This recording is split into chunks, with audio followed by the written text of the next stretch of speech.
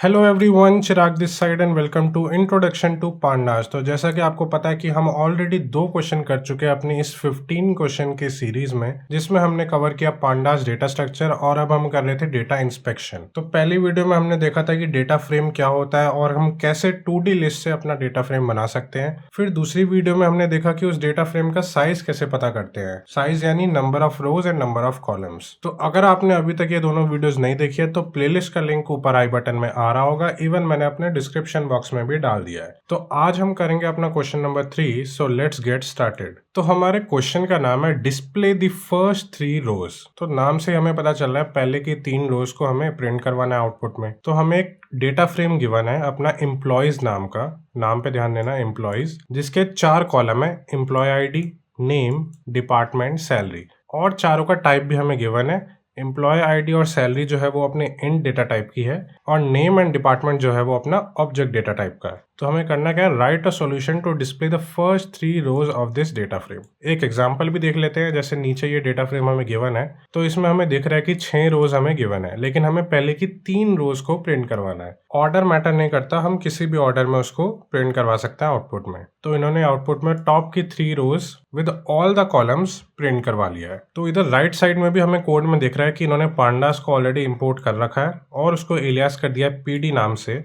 उसके बाद डेफ यानी डेफिनेशन यानी कि फंक्शन इन्होंने बना रखा है जिसका नाम है सेलेक्ट फर्स्ट रोज, जिसके अंदर अपना पैरामीटर है एम्प्लॉयज, जिसका डेटा टाइप है अपना डेटा फ्रेम। डेटा फ्रेम को हम कैसे लिखते हैं, पीडी डॉट डेटा फ्रेम, क्योंकि डेटा फ्रेम अपनी एक क्लास है पांडास के अंदर। और जो अपना रिटर्न टाइप होगा वो भी एक डेटा फ्रेम ही होगा, तो इसलिए हमने एक एरो लगा के डेटा फ्रेम लिख दिया है और कोलन के बाद हम अपना फंक्शन का कोड लिखते हैं। तो कोड तो इसका देखो बहुत सिंपल है, हम कुछ नहीं करेंगे, सीधा कर देंगे रिटर्न जो अपना डेटा फ्रेम है उसका क्या नाम है, एम्प्लॉयज, और मैं लगाऊंगा इधर डॉट, फिर मैं इधर लगाऊंगा अपना एक हेड फंक्शन। और इसको जरा मैं एक बार रन करके दिखा देता हूं। तो अगर मैं इसको करूंगा रन, तो जो अपना आउटपुट आएगा वो ध्यान से देखना। तो आउटपुट में तो अपना रॉन्ग आंसर ही आना था, लेकिन देखते हैं क्या आंसर आया है। तो आउटपुट में अपना क्या आया, पहले की 5 रोज, लेकिन हमें क्या चाहिए, पहले की 3 रोज। तो जो अपना हेड फंक्शन होता है या फिर मेथड बोलो, वो क्या करता है, बाय डिफॉल्ट फर्स्ट 5 रोज को प्रिंट करवा देता है आउटपुट में, लेकिन हमें तो पहले की 3 रोज चाहिए।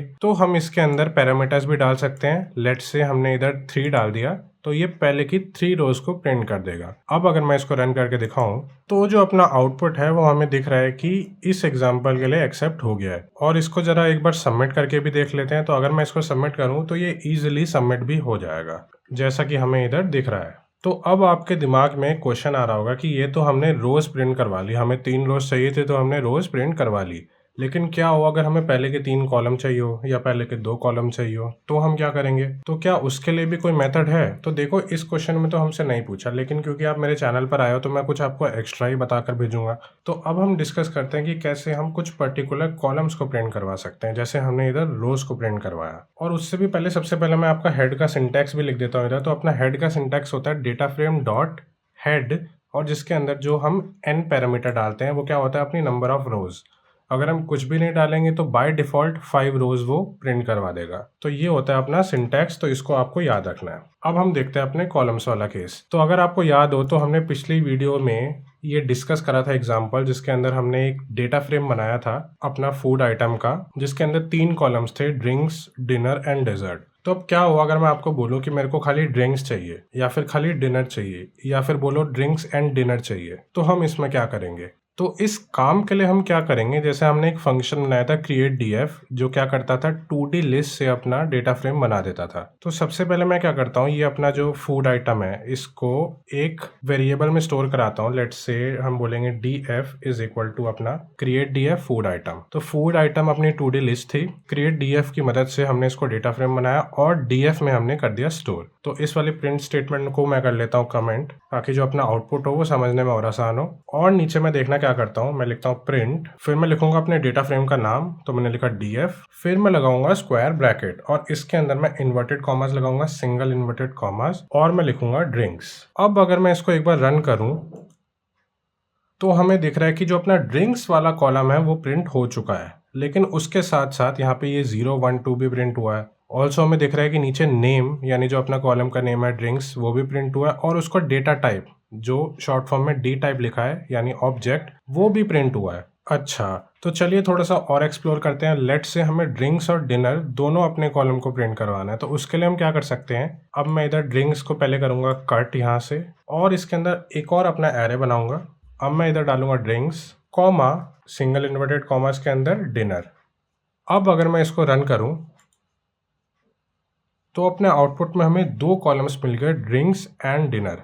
लेकिन इसमें क्या फ़र्क है, इसमें हमें नेम और डी टाइप यानी डेटा टाइप नहीं गिवन है। तो ऐसा क्यों?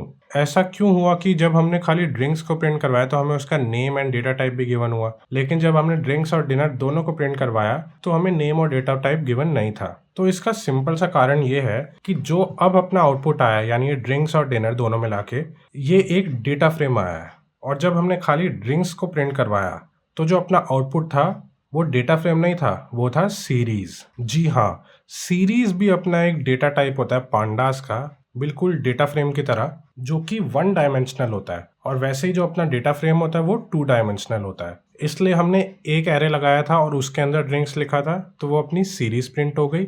और जब भी सीरीज प्रिंट होती है तो कॉलम का नाम एंड डेटा टाइप अलग से प्रिंट होता है। वहीं क्योंकि हमें 2 कॉलम प्रिंट करने थे तो वो सीरीज में तो आएगा नहीं, वो एक डेटा फ्रेम बन जाएगा। इसलिए हमने एरे के अंदर एरे डाला और फिर अपना कोड रन करवाया, तो हमें आउटपुट में डेटा फ्रेम मिल गया। और डेटा फ्रेम के अंदर नेम एंड डेटा टाइप अलग से लिखा नहीं आता। तो सिंपल हमने ये सीखा कि जो सीरीज होता है वो अपना 1 डायमेंशनल का डेटा स्ट्रक्चर होता है, वहीं जो अपना डेटा फ्रेम होता है वो 2D डेटा स्ट्रक्चर होता है। अगर हम उसको रिलेट करें तो वो सिंगल लिस्ट या फिर सिंगल एरे होता है अपना सीरीज, और वहीं जो अपना डेटा फ्रेम होता है वो 2D लिस्ट या फिर एरेज विद इन एरेज या फिर नेस्टेड एरेज हम बोल सकते हैं। तो इसी के साथ जो अपना क्वेश्चन नंबर 3 था अपना लीड कोड का, वो भी हो गया फिनिश। आई होप आपको समझ में आया होगा।